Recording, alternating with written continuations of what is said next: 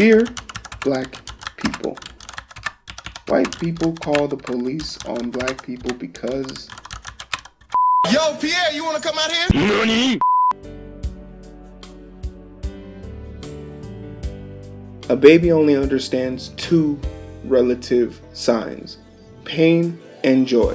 They understand the love of a mother not because of the smiles and the kisses and the goofy sounds the mother makes, but because the child knows innately when the voice and the sound and the outline of this figure shows up, they will be fed, they will be taken care of, they should feel safe. And innately, when that face, that figure, that sound, that feeling isn't around, they become panicked, tantric, and they know innately if they cry that the mother will come and fix and solve these feelings.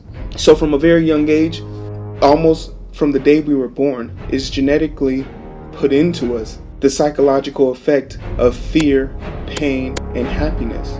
It's funny how fear can fuel our imagination. We have officers on record saying that 10-year-old boys who are black look like they are 15. But the same cannot be said for a white boy who mimics the same height and weight as this same 10-year-old.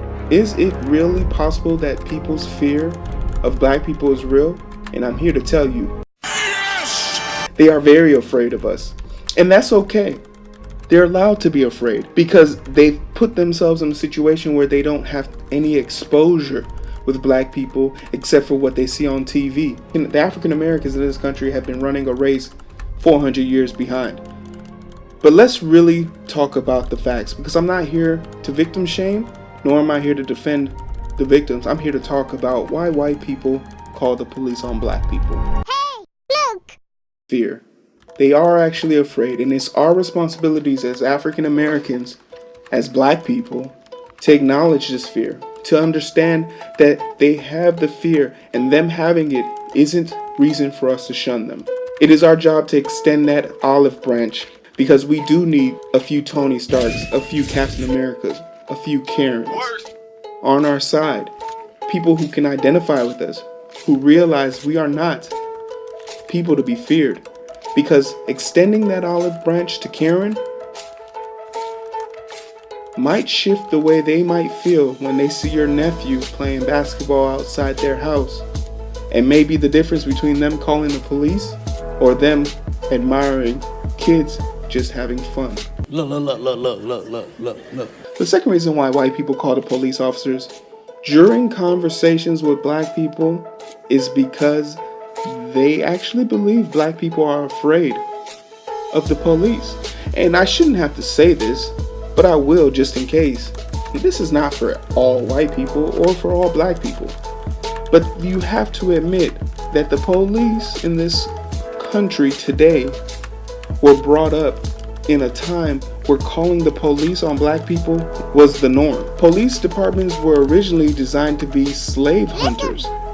Fast forward 150 years, they are now being put in charge of protecting and watching over communities they don't live in, communities that they don't serve, communities they do not give free community service to, communities they don't allow their own kids to go, communities they don't spend money in, but they have no problem driving here to make money for the state off the back of African Americans.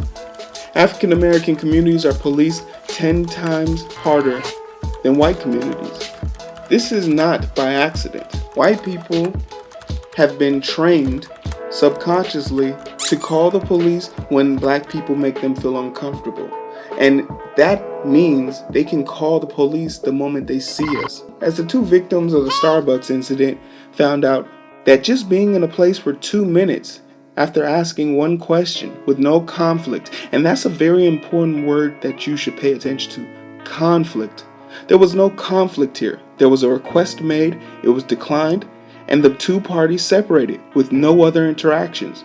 But within 2 minutes of that altercation happening, Holly Holtz, the Starbucks manager, called the police and said that there was... Philadelphia Police, Operator 363, how may I help you? Hi, I have two gentlemen at my cafe that are refusing to make a purchase or leave. What's the job? taken as a disturbance at the Starbucks. Group of males inside causes A disturbance. And the word that they used to describe the African Americans during the dispatch call says a lot, because they know that they're African Americans. There was no disturbance, but look at the word choice she used. She could have simply said she wanted 2 men to leave. The fact of the matter is, she never asked them to leave in the first place. So she lied. But Holly Holtz was perfectly fine lying on the back of black people. So how do we even begin to have the conversation about racial bias when white people are afraid to have conversations? You have to first get the police to actually do their job and a little bit of investigating. This is the hostility that is given to black people. And there was nothing to push it. There was nothing to force it. There was nothing to drive this action. And the police chief defended his officers in the arrest and quickly recanted that statement once he realized he was under the gun for making brash and harsh statements about an incident his officers were ill-informed about, and he was even more ill-informed to comment on. White racists believe police scare black people and use this to get out of complex conversations. And as long as they use this crutch, it'll be hard for us to make that initial extent of exposure.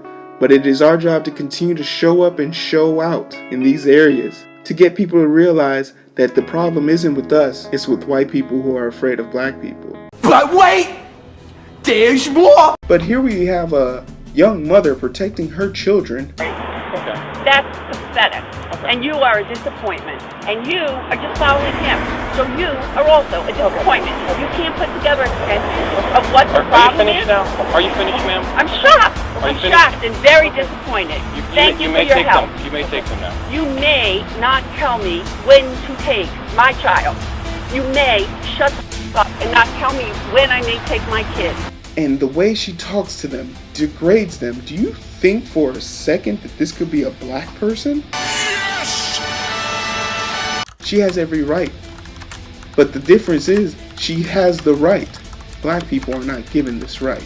You cannot tell victims that they are playing the victims when they are being victimized for doing normal things. It's irrational, heartless, immoral, and basically inhumane. Black people who are educated and understand the ramifications of the things that they say, understand that our culture, our way of life, and our living is being attacked. And the main reason why these things are happening to us is because officers keep finding normal black people and taking them out of our genetic chain because of a little fear for their life. Final reason why I think white people call the police on black people is because I think they should. And here we go. It might sound a little bit strange. If you look at where we were just 100 years ago, it's very clear black people in this world, in this community, in this country, have the exponential ability to grow at a rapid rate, not just on the athletic front, but we went from just being amazing athletes to being amazing leaders. We went from being special guests to all-out showstoppers. We are no longer employees. We are CEOs. We are no longer buyers. We are sellers. We are no longer students. We are masters. We are the cure to the unknown sicknesses. We are the sound that feels nothing. We are respected. We are revered. We are an honor. We are a blessing. We are smart. We are beautiful. We are stronger. We are getting faster. We are getting better. If you had been in charge your whole entire life, your immediate reaction should be to panic. You see, fear can be a good thing, but it has to be used appropriately. Fear can be used to mold and create, embolden you in your most trying times. So when you hear a white person say that they're afraid of black people, very funny, mother. I'm sorry, but when you see a white person being afraid of a black person, you should remember what it takes to conquer your fears. Exposure. Force people who don't like you to accept you, because you aren't going anywhere, and you shouldn't plan on going anywhere. And whenever you feel yourself falling victim to white fear, remind yourself, Wakanda forever! don't fall back. Move forward, looking directly where you want to be. We are a culture of everybody. So the sooner we get white people who are afraid of black people to stop being afraid of black people, the sooner black people can stop living in fear of being black.